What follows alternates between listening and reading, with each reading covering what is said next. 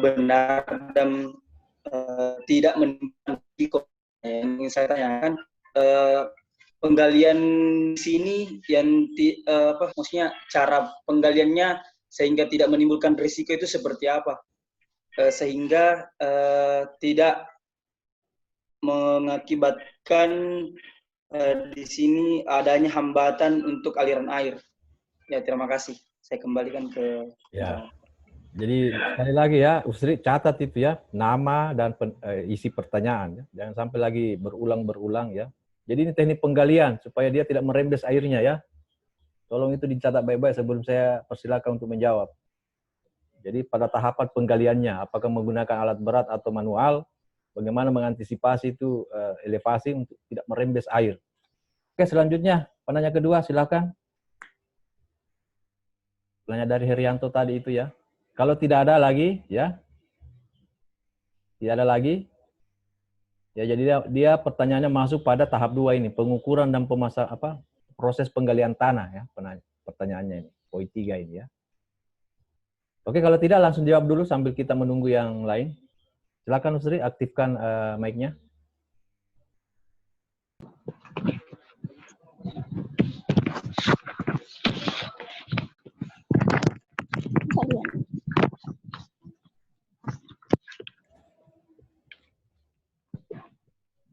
Ya, mengerti tidak pertanyaannya tuh, Herianto? Iya, Pak. Ya, bagaimana menggunakan alat berat atau manual ketika ingin menggali itu penggalian tanahnya dengan mempertimbangkan elevasi air ya terhadap kedalaman tanah yang akan digali. Itu pertanyaan. Silakan. Iya, Pak.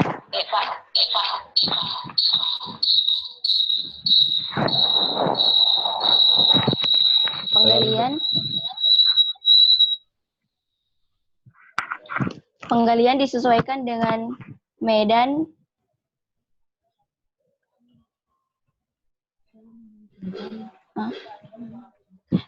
kalau memungkinkan manual yang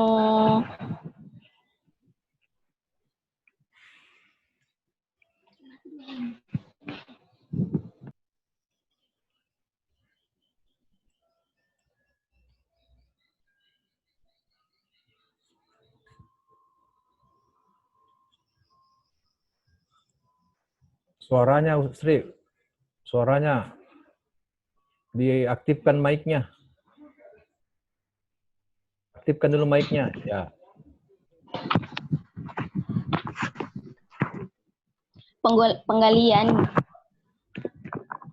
Penggalian disesuaikan dengan medan. Kalau memungkinkan manual, ya kalau dimungkinkan manual akan dilakukan manual. Kalau tidak dapat menggunakan heksa. Kalau hasil galian dapat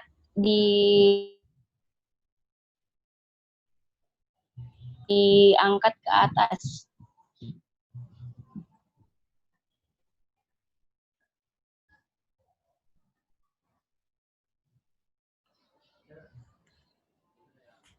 Hilang suaranya lagi ya.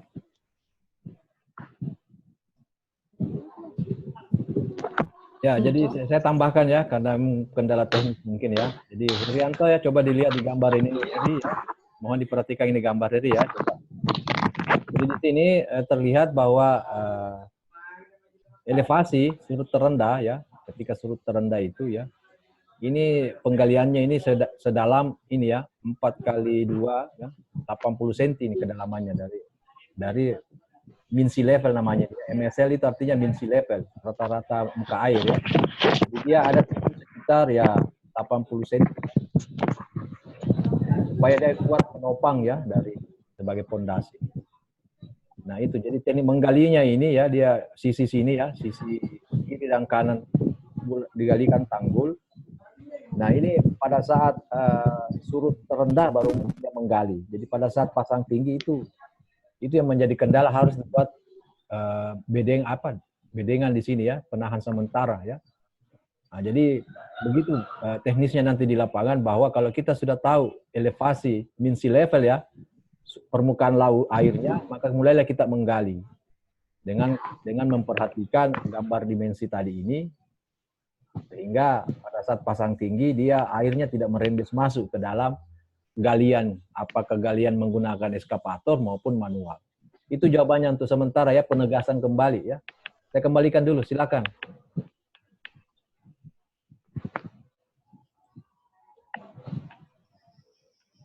Silakan Jakri.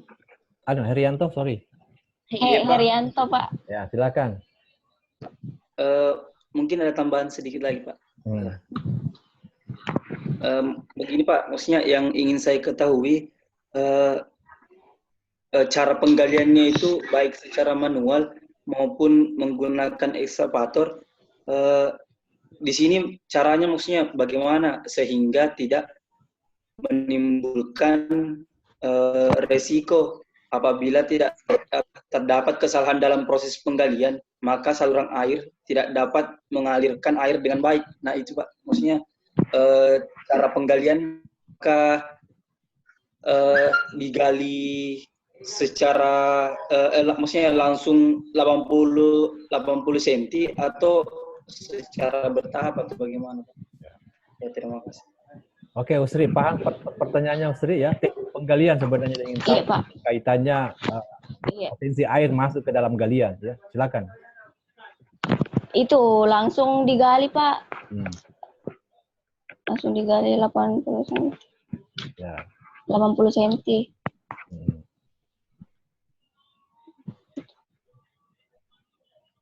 Ya, begitu ya Rianto ya. Karena dia digali di dekat bibir pantai ya.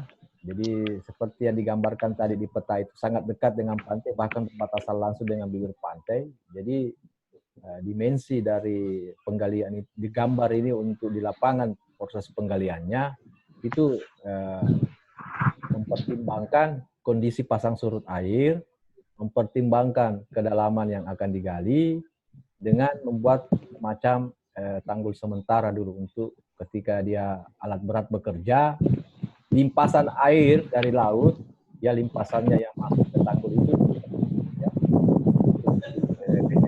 di dalam teknik melakukan penggalian kalau menggunakan alat berat. Tidak ada persoalan kendala sebenarnya, ini hanya persoalan bagaimana alat berat bekerja ya. Tapi kalau dari sisi prinsip penggaliannya ya seperti itu tadi jawabannya. Makasih ya, Herianto ya. Iya, makasih Pak. Tidak ada lagi, sudah ada 4 penanya. Saya rasa sudah cukup ya. Kalau tidak lagi, oke. Waktu sudah menunjukkan pukul 14.55. Kita tadi start pukul 14.17. 27 ya, sorry 27. Sesi selanjutnya kalau tidak lagi dari mahasiswa ya. Saya persilakan dulu kepada penguji 1. Silakan Pak, jangan mengutak-atik tentang penulisan Pak, karena ini forum seminar. Kita masuk menggali, mengekspor dari tahapan supaya mahasiswa itu dapat pembelajaran kompetensinya ya, khususnya bangunan pengaman pantai metode tanggul. Jadi mohon Pak diberikan saran atau penyempurnaan atau koreksi mengenai prosedur atau tahapan ya. Tidak usah dibahas tuntas mengenai teknik penulisan Pak. Ya, silakan Pak.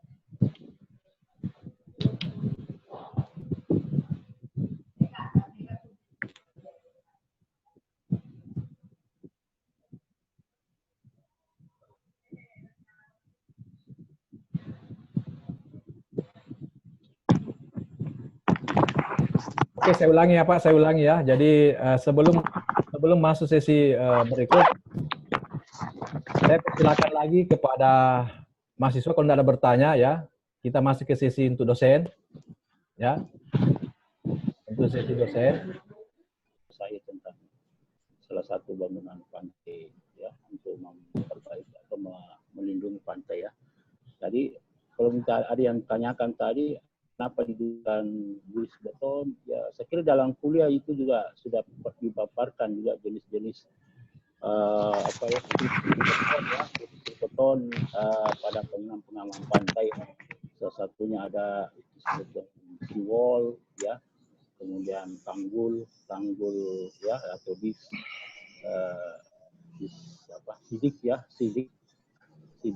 refitment dan sebagainya ya. Saya kira ini kita berikan apresiasi kepada ini saudari Yustrianti yang bisa menulis tentang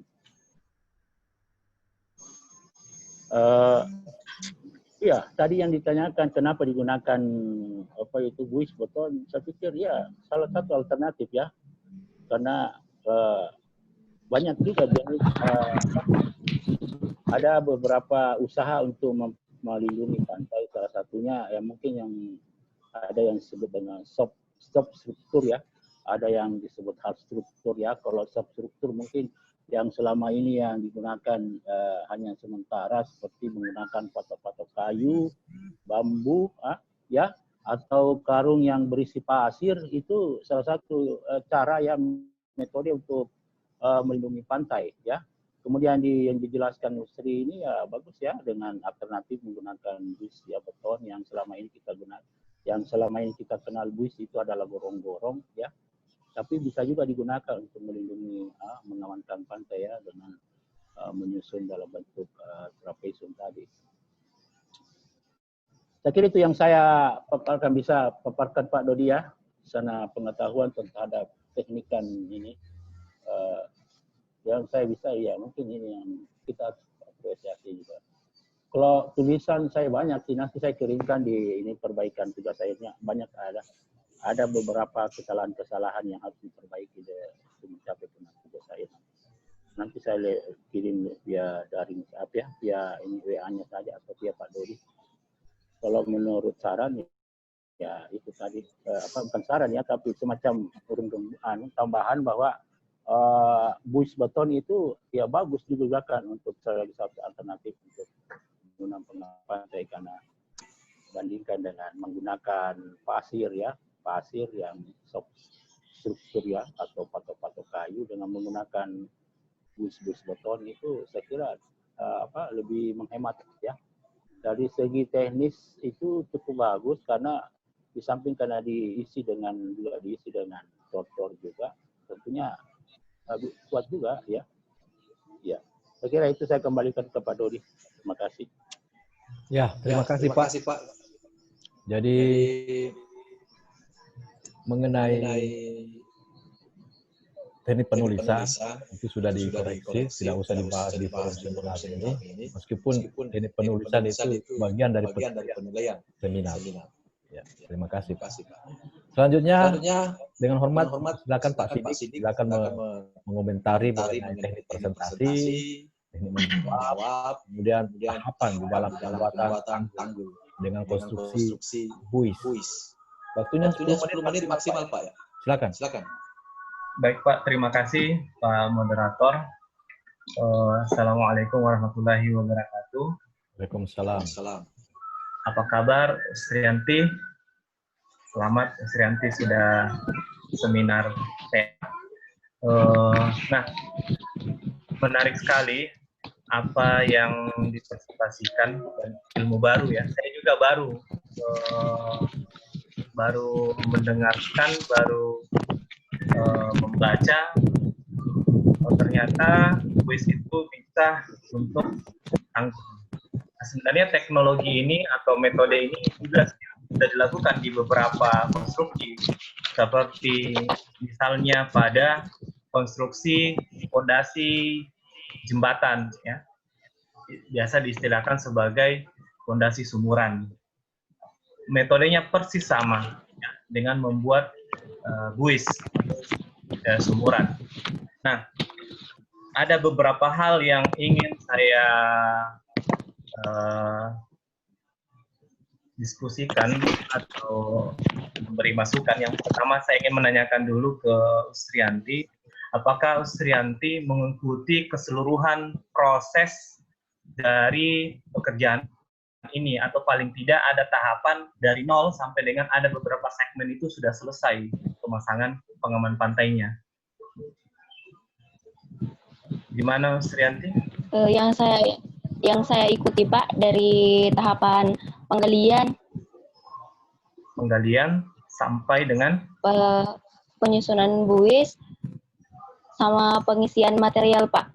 Ada yang segmennya sudah 100%.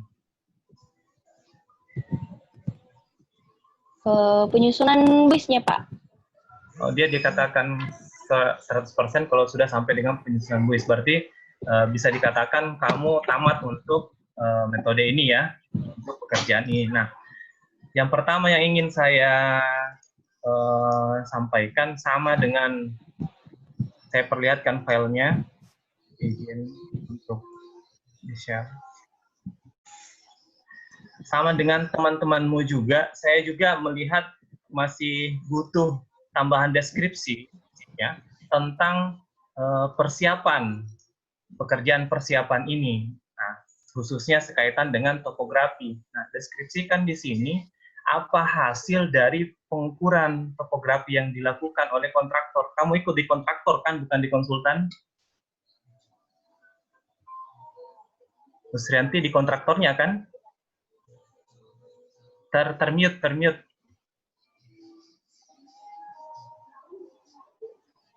Di konsultan pengawas, Pak. Oh, kamu di konsultan pengawas. Oh. Iya. Nah, berarti kamu tahu persis berarti ini proses pengukuran topografinya, karena apakah konsultan pengawas melakukan pengukuran topografi? Nah, di luar dari itu, maksud saya di sini tujuan dari pengukuran topografi ini deskripsikan lebih rinci lagi, ya, apa sih sebenarnya hasil dari pengukuran topografi di lapangan di luar dari perencanaan, tapi pada saat pelaksanaannya, ya, dipakai apa nanti hasil dari topografi itu. Nah, kemudian pada pekerjaan pelaksanaan, nah, sekarang proses di sini disamakan dengan di atas. Kalau dalam pekerjaan itu selalu kalau dalam proyek itu tahapan pekerjaan itu selalu disebutkan pekerjaan, jadi tidak ada istilah proses. Jadi pekerjaan penggalian tanah. Nah, pekerjaan penggalian tanah ini tadi kamu sudah gambarkan bahwa yang menggali adalah eskavator. Nah, yang mau saya sampaikan di sini, apakah penggalian tanah ini sudah masuk dalam lingkup pekerjaan untuk pembuatan lantai kerja, ya? Atau apakah buis ini dibuatkan lantai kerja pada bagian bawahnya? Kalau ada, deskripsikan bagaimana lantai kerja itu. Kalau di dalam struktur pondasi sumuran di jembatan, nah itu ada lantai kerja. Sebelum buis ini turun, dibuatkan lantai kerja. Kenapa? Ya, agar lantai tempatnya buis ini turun itu lebih padat dari kondisi tanah aslinya berdasarkan hasil pengukuran topografi atau hasil dari perencanaan, ya. Nah, biasanya dibuatkan lantai kerja. Kalau ada lantai kerjanya, dari keseluruhan pekerjaan yang kamu sampaikan di sini tidak nampak apakah pekerjaan ini dibutuhkan lantai kerja, ya. Kalau di beberapa pekerjaan selalu ada yang namanya lantai kerja, gunanya untuk memperkuat dasar dari tanah sebelum struktur itu diturunkan. Nah, kemudian penyusunan buis tidak masalah. Nah, yang mau saya tekankan lagi di sini, apakah buis beton ini dibuat oleh si kontraktornya atau dia membeli dalam arti pracetak dari pabrik. Kalau ini dibuat oleh si kontraktornya, ya, atau misal anggaplah pracetak, saya mau sarankan tambahkan atau deskripsikan spesifikasi dari buis beton. Nah, tadi juga ada beberapa teman menanyakan ukurannya berapa. Nah, ini kan mengapa mereka bertanya, karena tidak kamu deskripsikan di sini. Meskipun sebenarnya ada di gambar kamu bisa deskripsikan di sini. Nah, selain ukuran, ya sebutkan juga material atau kekuatan beton dari buis itu sendiri. Ya. Jadi yang membedakan antara tadi Pak Dodi menjelaskan, oh ternyata gorong-gorong itu digunakan, selain digunakan untuk sumur, juga digunakan pada konstruksi-konstruksi seperti pengaman pantai dan konstruksi untuk fondasi sumuran. Apa yang membedakan? Yang membedakannya adalah kualitas dari betonnya. Maka perlu kita deskripsikan agar ada pembeda antara, oh ternyata untuk gorong-gorong kualitas betonnya seperti ini. Kalau untuk konstruksi seperti pengaman pantai, kualitas beton buisnya seperti ini. Nah, kalau ada pembesian pada buis ini, deskripsikan juga atau lampirkan gambar khusus pembesiannya. Ya. Nah, kemudian pengisian material. Nah, di sini juga kamu tidak mendeskripsikan material apa saja, kamu hanya menyampaikan campuran dari batu kerikil, semen, pasir, air. Nah, itu kualitasnya seperti apa? Betonnya, apakah cukup semen, pasir? Nah, deskripsikan di situ kualitas dari beton atau campuran, apakah dia siklop atau mutu rendah, ya? Karena campuran itulah yang membuat konstruksi ini menjadi kuat. Ya, seperti yang disampaikan Pak Satir, buis ini ya untuk memudahkan proses konstruksi dari pengaman pantai saja, ya. Nah, tapi nanti kekuatan sesungguhnya itu berada pada campuran dari atau isian dari buis beton itu. Maka perlu kamu deskripsikan campuran apa yang digunakan di sini, ya. Dan pembesiannya begitu juga, ya. Kalau misalkan ada gambar pembesian dari pembesian khusus untuk buisnya, ya sampai lampirkan di dalam tugasmu seperti inilah pembesiannya, ya. Kemudian, nah terakhir, biasanya di pekerjaan itu ada finishing, ya. Pekerjaan finishing, ya. Apakah di pekerjaan ini tidak ada pekerjaan finishingnya, itulah, ya. Kalau ada ya deskripsikan, kan tadi ada persiapan, ada yang dipersiapkan, kemudian pekerjaan finishingnya, ya. Di setiap pekerjaan dalam tahapannya itu selalu ada persiapan dan selalu ada pekerjaan finishing. Yang finishingnya biasanya sederhana, pembersihan area kerja apa segala macam. Nah, mungkin itu saja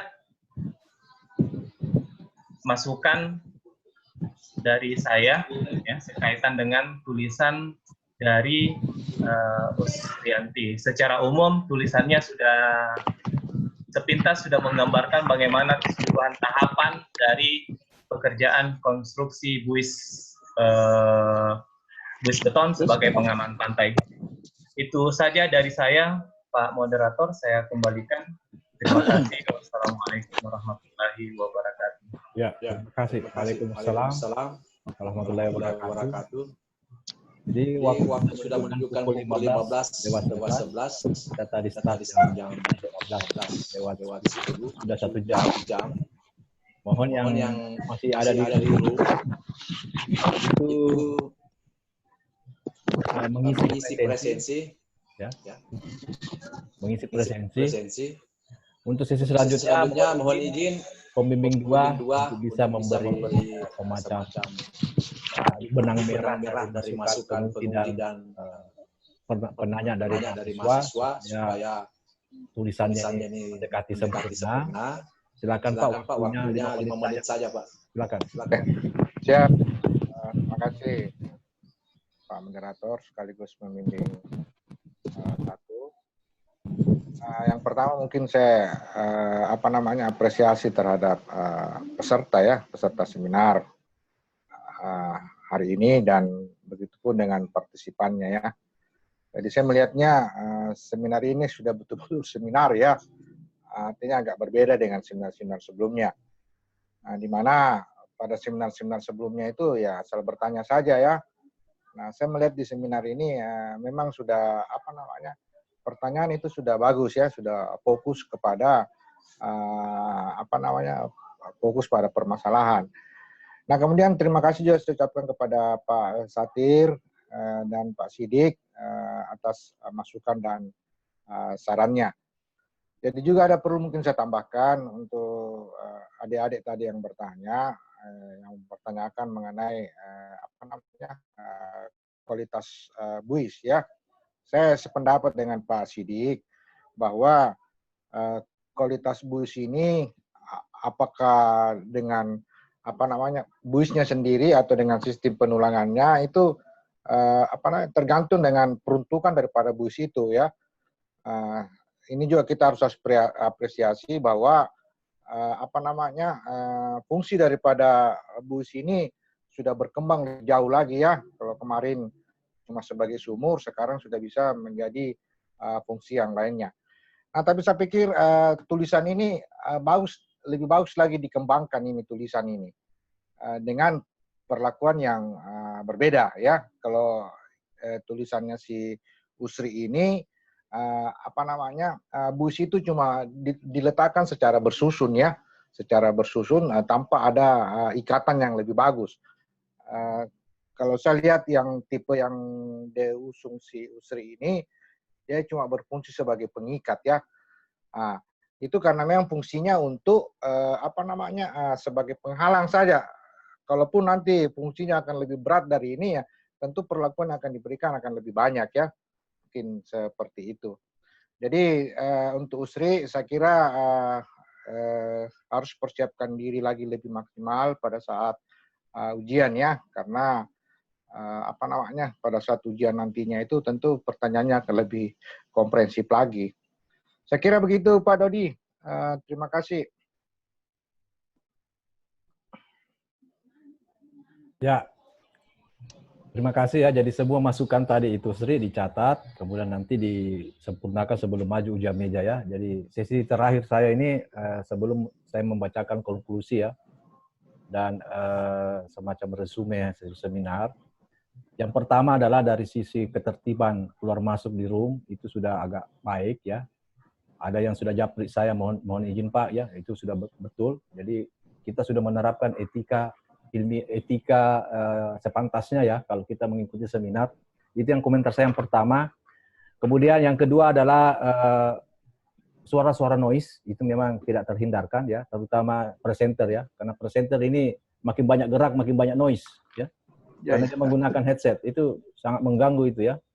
Kemudian yang ketiga interaksi ya, interaksi dan apresiasi dari partisipan di dalam memberikan pertanyaan. Saya rasa itu sudah mendidik kita sebagai seorang intelek bahwa forum seminar itu memang forum menerima, forum memberi ya untuk sebuah produk-produk ilmiah ya.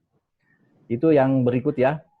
Nah kemudian mengenai sesi tanggapan ataupun komentar dari dosen penguji ya, itu sedapat mungkin mahasiswa juga memetik ya, mengambil poin-poin masukannya ya, bahwa kalau tiba gilirannya nanti mau seminar atau ujian meja, apa yang disampaikan oleh penguji baik dari teknik presentasi, teknik penulisan maupun penguasaan materi itu sedapat mungkin ada dua yang Anda harus siapkan.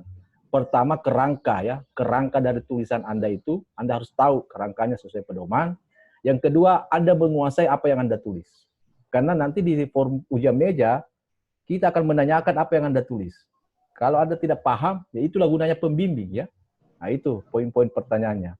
Kemudian untuk terakhir sebagai moderator juga merangkap pembimbing, karena ini forum pembelajaran bagaimana kita menjadi presenter dan menjadi partisipan pada sebuah seminar, ya selalu kita akan bertanya apa yang saya dapat setelah saya sekitar 1 jam lebih ini mengikuti seminar. Nah ini yang akan saya berikan. Yang pertama mohon izin saya share ya. Jadi teknik membuat karya ilmiah atau tulisan tugas akhir, apakah itu skripsi atau tesis atau apa ya. Yang pertama itu ya, saya akan sampaikan 4 ini ya. Mohon diperhatikan baik-baik ini ya. Jadi saya juga merekam ini ya, saya rekam. Ya, saya rekam. Yang pertama adalah sinkronisasi dan konsistensi judul dengan tujuan. Itu yang pertama. Jadi mohon diperhatikan ya yang lainnya ya. Ini judulnya nih, yang di atas. Metode pemasangan bus beton pada tanggul pengaman pantai. Nah, kita cek tujuannya. Mendeskripsikan metode pemasangan buis beton pada tanggul pengaman pantai. Ini sudah betul. Nah, sekarang kita cek ya. Tujuan ini di kesimpulan. Nah, coba kita cek kesimpulannya. Ya, ini kesimpulannya ini, ya. Nah, jadi kesimpulannya adalah menjawab tujuan. Apa tadi itu tujuannya? Ini tujuannya ini, ya. Tujuannya adalah mendeskripsikan metode pemasangan bus beton. Nah, jawaban dari tujuan itu ada di kesimpulan. Apa itu? Metode pemasangan bus beton pada tanggul pengaman pantai itu terdiri dari, nah ini 6. Itu tahap pertama, konsistensi dan sinkronisasi antara judul, tujuan, kesimpulan. Tahap 2, kemampuan membahas di bab 5. Itu tengah-tengahnya namanya ya. Nah, kecukupan literasi ya. Jadi bagaimana Anda membahas ya. Ini kelihatan di bawah ini adalah bab pembahasan. Ini ya, pembahasan. Jadi isinya tugas akhir ini kalau Anda mau tahu itu ada di bab subbab 54. Jadi sudah diberi masukan tadi sama Pak Sidik itu. Ini di sini dia.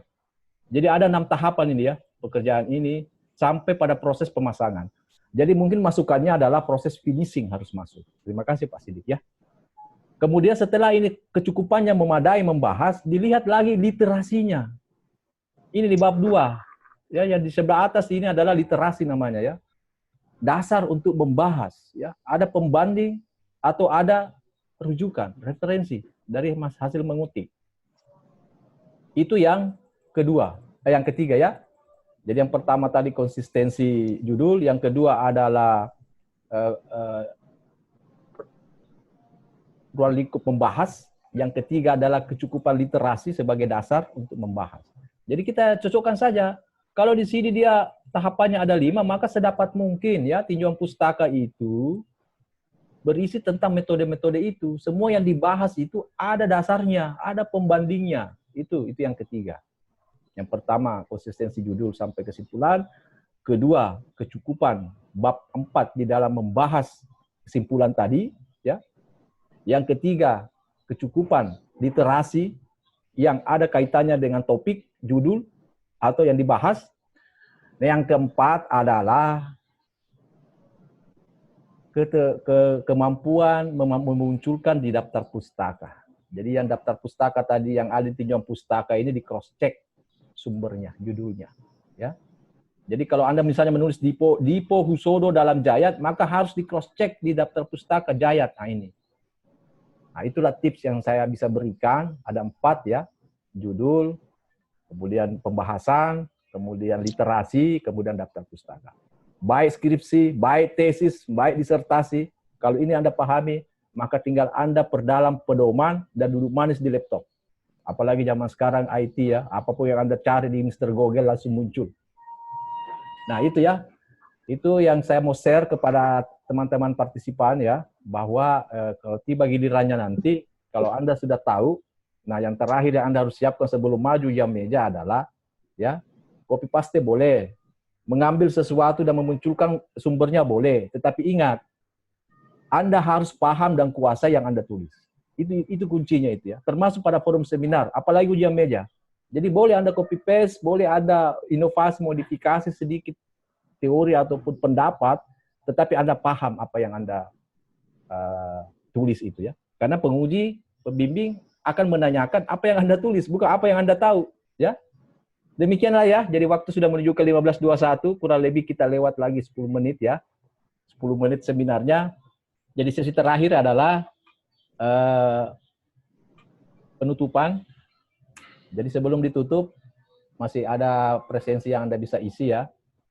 Jadi saya laku pembimbing 1 merangkap moderator, kami ucapkan terima kasih kepada Bapak penguji ya, Bapak Sidik Satir atas masukannya. Mudah-mudahan nanti di dalam perbaikannya nanti setelah seminar ini, seminggu atau 2 minggu, dia sudah wajib maju ujian meja. Siap Ustri ya? Terima kasih juga kepada pembimbing 2 ya, atas komentar dan masukannya. Mudah-mudahan bisa dibimbing supaya dia lebih cepat maju. Dan terkhusus ya, yang saya banggakan, saya cintai ya, mahasiswa TKL ya. Mudah-mudahan Anda tetap sehat ya. Ikuti terus perkembangan informasi mengenai ujian meja, yang mau ujian, yang mau seminar segeralah ya, segeralah bangkit dari semangat untuk menghubungi terus pembimbingnya ya. Itu kemampuan komunikasi Anda itu dipertaruhkan di sini ya. Karena alhamdulillah batas akhir ujian meja itu ternyata 30 Agustus. Sekarang sudah tanggal 7. Jadi masih ada waktu sekitar ya 23 hari lah ya. Oke. Dengan berakhirnya komentar saya tadi ini, ya, saya kali lagi silakan aktifkan videonya, kita sesi pemotretan. Risma Mulyadi, akan ya, hitungan ketiga ya. 1, 2, 3. Ya. Dengan berakhirnya sesi pemotretan, maka sebagai moderator dan merangkap host, dengan penuh kerendahan dan perkenan para partisipan.